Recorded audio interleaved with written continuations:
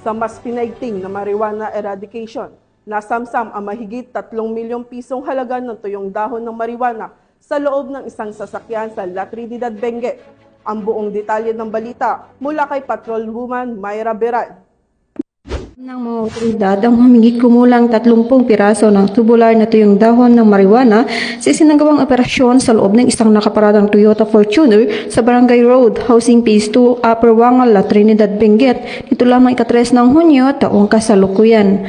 Ang operasyon ay pinangunahan ng La Trinidad Municipal Police Station, katuwang ang PDEU, PIU ng Benguet PPO at ng Philippine Drug Enforcement Agency, Cordillera. Ang mga kontrabando ay tumitimbang ng 30,000 gramo o 30 kilo at tinatayang nagkakalaga ng 3,600,000 pesos.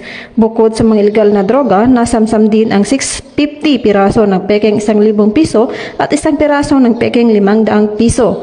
Ang mga nakumpiskang kontrabando kabilang ang sasakyan ay dinala sa La Trinidad MPS para sa kaukulang dokumentasyon. Patuloy naman ang Cordillera PNP sa pagpapaigting ng kampanya kontra ilegal na droga upang masugpo ang paglaganap ng pinagbabawal na gamot sa riyon at mapanatili ang kapayapaan at kaayusan sa komunidad.